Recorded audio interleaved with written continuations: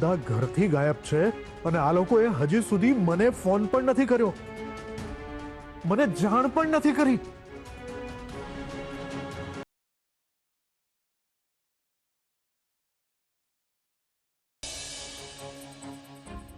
અરે શું વાત છે, તમે બધા હજી જાગો છો? પેલા મને એમ કે રાધા ક્યાં છે? ભાભી અહીંયા ક્યાંક ઘરમાં જ હશે. એ અત્યારે આ ટાઈમે ક્યાં જવાના હતા? રાધા ઘરમાં નથી. તું રાધાને લઈને ક્યાં ગયો હતો? શૌર્ય, હું તને પૂછું છું, રાધા ક્યાં છે? ક્રિશ બેટા, આપણે સીસીટીવી કેમેરા ચેક કર્યા ત્યારે રાધા એકલી ઘરમાંથી બહાર ગઈ છે, શૌર્ય સાથે નહોતો. પણ મમ્મી, એવું પણ બની શકે ને કે શૌર્ય રાધાને ફોન કરીને બહાર બોલાવી હોય. ભાઈ, મેં ભાભીને ફોન નથી કર્યો અને નથી એમને મેં બહાર બોલાવ્યા. હા, ઘરેથી નીકળતા પહેલા એમની સાથે વાત કરી હતી, એ વાત સાચી છે. અને પણ પછી હું એકલો ગયો હતો, ભાભી તો ઘરે જ હતા. રાધા કોઈને કયા વગર ઘરની બહાર જતી રહી છે અને હવે એ ફોન પણ નથી ઉપાડી રહી. ક્યાં હશે રાધા? શું વાત કરો છો? ભાભી ફોન નથી ઉપાડતા?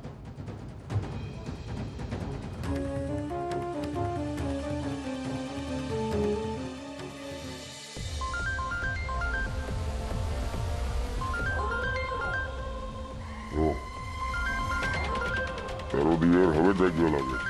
અને કહી દઉં છું કે તું અહીંયા સુરક્ષિત છે અને ધનરાજને મળીને જ પછી તું ઘરે જઈશ. કહી દઉં ને એને? ના ના પ્લીઝ, એવું ના કરતા. તો પછી તું જ કહી દે ને. વારંવાર ફોન કરીને ડિસ્ટર્બ શું કામ કરે છે? એક કામ કરીએ આપણે, લા ફોન આપો.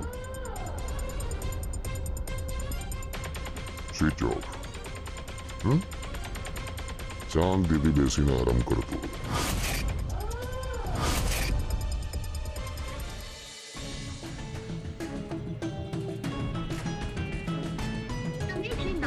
સંપર્ક સાધવા માંગો છો તે હાલમાં બંધ છે. કૃપયા. હમણાં સુધી રિંગ જતી હતી પણ હવે ફોન સ્વિચ ઓફ આવે છે.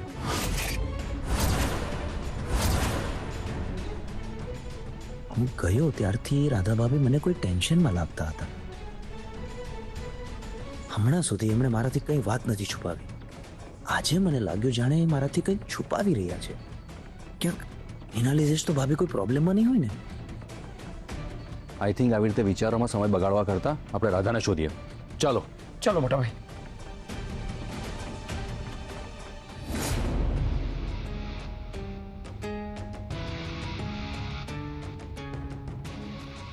આ શુભચિંતક છે કોણ? અને એણે રાધાનું નામ શા માટે લીધું? મારી રાધા ઠીક તો છે ને? તું છે કોણ અને મને શું કામ ફોન કરે છે? તો તને એ પણ ખબર નથી પડતી કે અડધી રાત્રે તારા જેવા માલદાર માણસને કોઈ અજાણી વ્યક્તિ ફોન કરે શું કામ? તે મને ખંડણી માટે ફોન કર્યો છે? વાહ, કેવું પડે.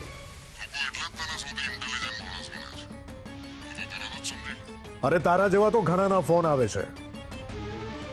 આરપી કોઈના બાપથી ડરતો નથી. તારાથી થાય કરી લે, તને એક રૂપિયો નહીં મળે. મને ચેલેન્જ આપે છે, ઠીક છે, તારી ચેલેન્જ એક્સેપ્ટ કરું. તો મને એક પણ રૂપિયો નથી આપવાનો ને?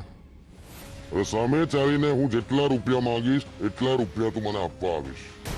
અરે તારામાં હિંમત હોય ને તો મારી સામે આવીને વાત કર. એટલો બધો ગુસ્સો સારો નહીં આરપી. તને ડર છે ને કે તું ચેલેન્જ હારી જઈશ? હજી સુધી હું હાર્યો નથી અને ક્યારે હારીશ પણ નહીં. ઠીક છે, તો જોઈએ. હમણાં ફોન તારા હાથમાં રાખજે.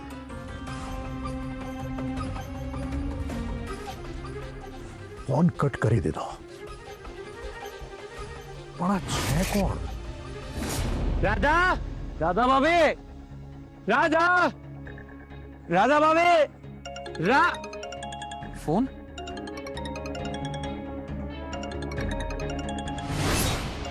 કોનો ફોન છે ભાઈ?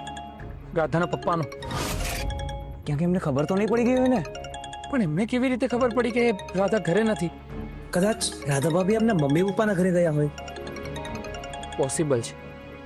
જો રાધા એના પપ્પાના ઘરે હશે ને તો વાંધો નહીં, પણ જો આપણે ફોન ઉપાડ્યો ને એમણે પૂછ્યું કે રાધા ક્યાં છે તો શું જવાબ આપીશું? જો એમને ખબર પડી ને કે રાધા ભાભી ગાયબ છે તો આખું શહેર માથે લેશે. તો શું કરવું છે? અત્યાર સુધી એમનો એક જ વાર ફોન આવ્યો છે ને, તો એવું પણ બની શકે ને કે તમે સૂતા છો અને તમારો ફોન સાયલેન્ટ પર છે તો તમે ના ઉપાડ્યો હોય. જો બીજી વાર ફોન આવશે ને તો આપણે રિસીવ કરીશું. ઓકે, ચાલ.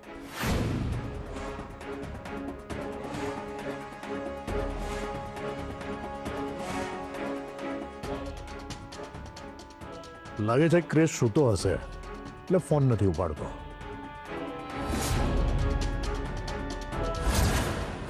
પેલી નિર્દોષ લાગે છે. સોરી રાધા, પણ તારો બાપ માનવા માટે તૈયાર નથી. એણે મને ચેલેન્જ કરી છે અને મેં ક્યારે જીવનમાં હાર માની નથી. હવે જોઈએ એની નજરમાં એની દીકરીની શું કિંમત છે. આવી રીતે મારી સાથે વાત કરી શકે એવી આ શહેરમાં કોઈની હિંમત નથી. તો આ શુભચિંતક છે કોણ? કેમ મારી રાધા મુસીબતમાં તો નથી ને? યુસુફ, બાંધી દો ને. અરે તમે મને કેમ બાંધો છો? એમાં એવું છે ને રાધા કે તને આ રીતે સિમ્પલ બેસેલી જોઈને કોઈને તારા પર દયા નહીં આવે, એટલે ના છૂટકે મારે આ બધું કરવું પડે છે. થોડું કોઓપરેટ કરજે જેથી તારું કામ પણ થઈ જાય ને મારું પણ કામ થઈ જાય. તમારું શું કામ? અને તમે આ બધું શું કરો છો? તમે મારી સાથે વિશ્વાસઘાત કર્યો છે. હું તમારા પર ભરોસો મૂકીને અહીંયા આવી હતી અને તમને મારી પાસેથી શું જોઈએ છે? જેવી રીતે તને ધનરાજ જોઈએ છે એવી જ રીતે મને ખાલી ધન જોઈએ છે. એટલે સાંભળ્યું છે કે તારા બાપ પાસે બહુ પૈસા છે. 1 નંબરના 2 નંબરના કામ કરીને બહુ કોઈ પૈસા કમાવ્યા છે તારા બાપાએ, અને તું તારા બાપની એક ને એક સંતાન છે. એટલે મને થયું કે આટલા બધા પૈસામાંથી થોડા ઘણા પૈસા મને મળી જાય તો મારું પણ કામ થઈ જાય. એટલે તમે મારા પપ્પા પાસેથી પૈસા પડાવવા મને કિડનેપ કરીને લાવ્યા છો? વાહ, બાપ જેવી જ ઇન્ટેલિજન્ટ દીકરી છે. તને પણ ખબર પડી ગઈ ને કે હું તને અહીંયા શું કામ લાવ્યો છું?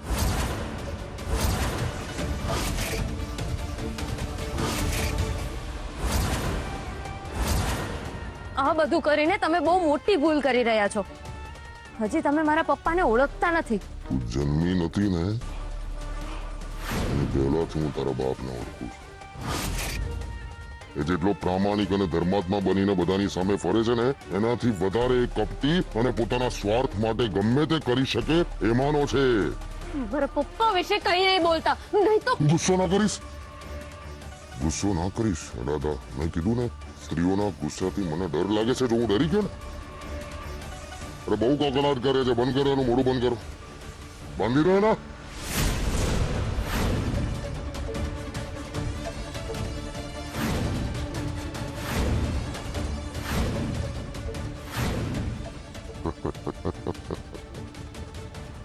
હવે સરસ લાગે છે. જોઈએ તારી આ હાલત જોઈને તારા બાપને તારા પર દયા આવે છે કે નહીં?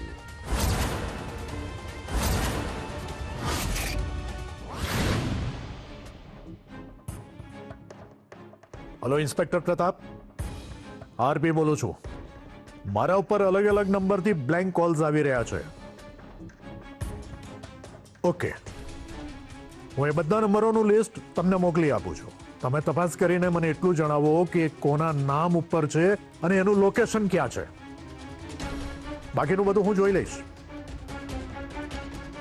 Thank you very much.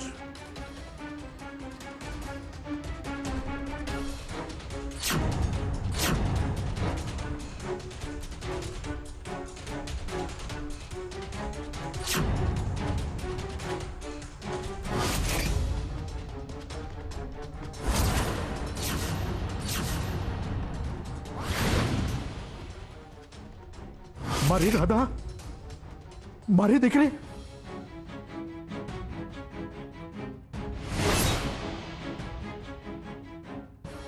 આનો તો ફોન જ નથી લાગતો. પણ આણે રાધાને શું કામ બંદી બનાવી હશે? રાધા ઘરથી ગાયબ છે અને આ લોકોએ હજી સુધી મને ફોન પણ નથી કર્યો, મને જાણ પણ નથી કરી. હવે ખબર પડી ક્રિશ મારો ફોન કેમ નથી ઉપાડતો.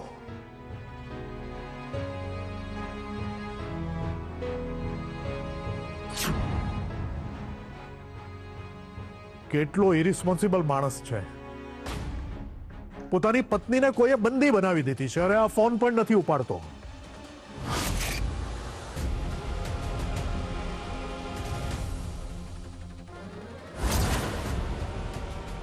શૌર્ય ગાડી રોક, ગાડી રોક.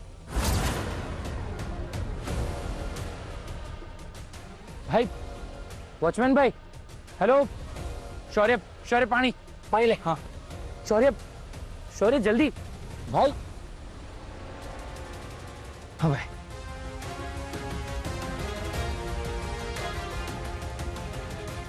ભૂત, ભૂત, ભૂત. અરે ભાઈ, અમે અહીંયા છીએ. કયા ભૂતની વાત કરે છે? ઉભો થા, ઉભો થા. તું અહીંયા કેવી રીતે આવ્યો? મને અહીં રાધા ભાભી લાવ્યા હતા. તને અહીંયા શા માટે લઈને આવ્યા હતા?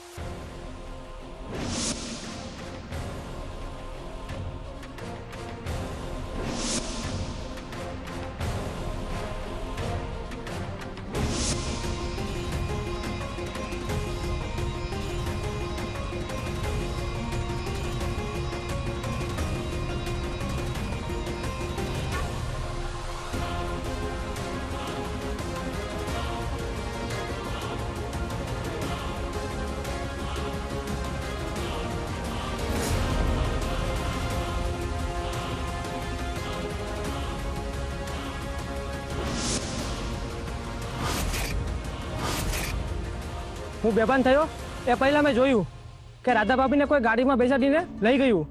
રાધા એમની સાથે એની મરજીથી ગઈ કે પછી એ લોકો એને બળજબરીથી લઈ ગયા? એ તો ખબર નહીં સાહેબ. પણ તને ખબર છે ગાડી કઈ દિશામાં ગઈ હતી? હા હા, અહીંથી આવી અને કદાચ આ બાજુ ગઈ હશે. એક મિનિટ, આ લે, આ પૈસા લે અને રિક્ષા કરીને ઘરે જતો રહે. અમે હમણાં આવીએ છીએ. ઠીક છે, લે પકડ. અને હા, ઘરે કોઈને કહેતો નહીં. હા જી સાહેબ. જા. અરે જા. શૌર્ય, તું મોટા ભાઈને ફોન કરીને કહી દે કે આ તરફ આવે. હા હા હા, લો.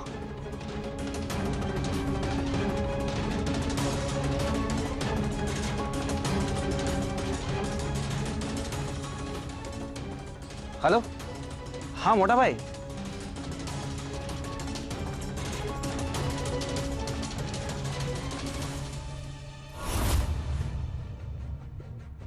કેવી લાગી તારી વાલી દીકરી? તો જીવતો રહેવા માંગતો હોય તો હમણાં ને હમણાં મારી દીકરીને છોડી દે. છોડી દઈશ, પણ મને ખાલી એટલું કહે કે તારી નજરમાં તારી દીકરીની કિંમત શું છે? એકવાર તારું સરનામું આપ, પછી હું તને ખબર પાડું કે મારી દીકરીને હાથ લગાડવાનું પરિણામ શું આવે. મારી પાસે સરનામું શું કામ માંગે છે તું? પોલીસ પાસે જઈ આવ્યો છે ને? એમની જ પાસેથી મારું સરનામું મેળવી લેજે. એ તું હજી સુધી મને ઓળખતો નથી. તારા સુધી પહોંચતા મને વાર નહીં લાગે. તો આવી જાને ના કોને પાડી? તું જેટલું મોડું કરીશ એટલી તારી આ દીકરીની તકલીફ વધતી જશે અને એની હાલત વધારે કફોડી થતી જશે. એ મારી દીકરીને કોઈ તકલીફ નહીં થવી જોઈએ. ઠીક છે, જો તું ઈચ્છે છે કે તારી રાધાને કોઈ તકલીફ ના થાય એના માટે તારે મોટી કિંમત ચૂકવવી પડશે. તું મારી પાસે આરપી પાસે ખંડણી માંગી રહ્યો છે. હા એવું જ છે. વધારે સમય બગાડીશ ને. જો તું ઈચ્છતો હોય કે તારી રાધા સિંગલ પીસમાં ઘરે પાછી આવે તો 1 કલાકમાં 50 લાખ રૂપિયા લઈને હું જે એડ્રેસ આપું છું એડ્રેસ પર આવી જા. જેવો મને પૈસા મળી જશે એવી તને સામે તારી દીકરી મળી જશે. એડ્રેસ મોકલું તો પૈસા તૈયાર રાખજે. 1 કલાકમાં આટલી મોટી રકમ કેવી રીતે ભેગી થાય?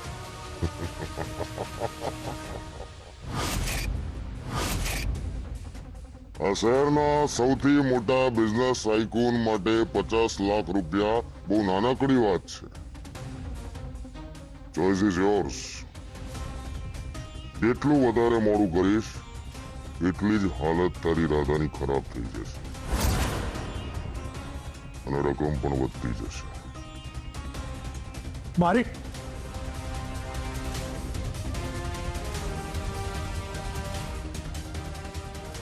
હે ભગવાન, હવે હું શું કરું? હવે તારો બાપ દોડતો થઈ જશે રાધા.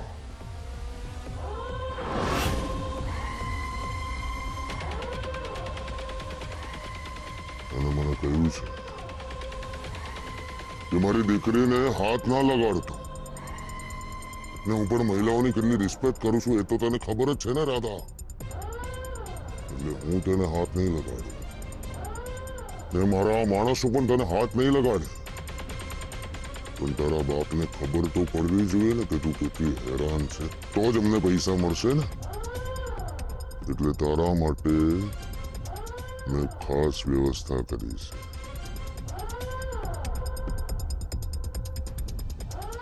ભાનુમતી,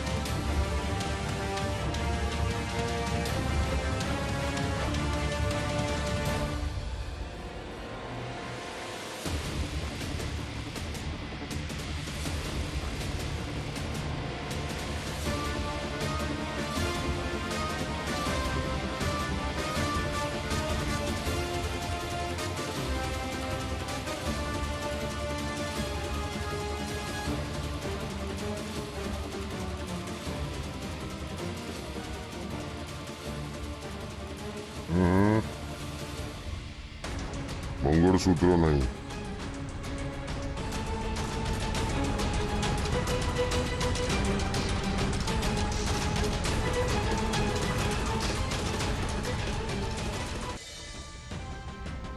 રાધા, આ ભાનુમતી છે. એની તકલીફ શું છે ખબર છે? એ મારા સિવાય બીજા કોઈનું સાંભળતી જ નથી. જેમ આપણા મોબાઈલમાં આપણો પાસવર્ડ જરૂરી છે એવું જ છે આમ. જ્યાં સુધી હું એને સ્ટોપ નહીં કહું ને ત્યાં સુધી એ તને હેરાન કરતી જ રહેશે, મારતી જ રહેશે, મારતી જ રહેશે. એ ખબર નહીં, કદાચ મારતા મારતા તને મારી પણ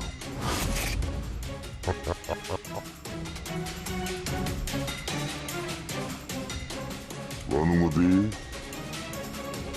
એ લોકોને બોલવાની આદત હોય ને એવા લોકોનું જમવાનું બંધ કરીએ તો કોઈ તકલીફ ના પડે. પણ એવા લોકોનું બોલવાનું બંધ કરીએ ને તો બોલ્યા વગર એ લોકો ગુંગળાઈને જ મરી જાય. ભાનુમતી, તું બી કેમ છે? અરે રાધા, આમ જ સાદી સમી રહી તો આપણને લાખો રૂપિયા આપશે કોણ? પુરાવો તો આપવો પડશે ને.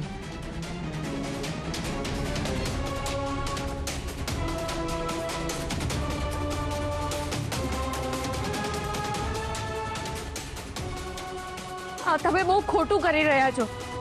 તમે મને એવું કહ્યું હતું કે તમે મને ધનરાજને મળાવવાના છો, પણ તમે તમારા પપ્પા પાસેથી પૈસા માંગો છો. સાચું કહું ને રાધા તને, તો હું તને ધનરાજને મળાવવા માટે જ અહીંયા લાવ્યો. પણ પછી ખબર નહીં, મેં કંઈક વિચાર્યું. મને એમ થયું કે હું તારું આટલું મોટું કામ કરું છું તો સામે વળતરમાં મને કંઈક તો મળવું જોઈએ. એટલે પછી મેં તક છીનવી લીધી. અને એક વાત છે, એકવાર મારા હાથમાં પૈસા આવી ગયા તો તને તરત જ ધનરાજની સામે ઊભી કરી દઈશ.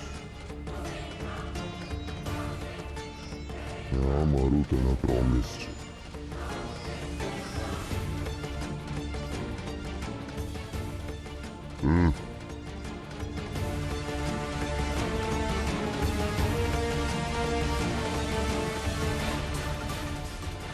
મારી જ ભૂલ થઈ ગઈ કે મેં આના પર ભરોસો કર્યો. મારા પપ્પા, મારો ક્રિશ અને ઘરના બધા મારી મૂર્ખામીના લીધે મુસીબતમાં મુકાઈ ગયા છે.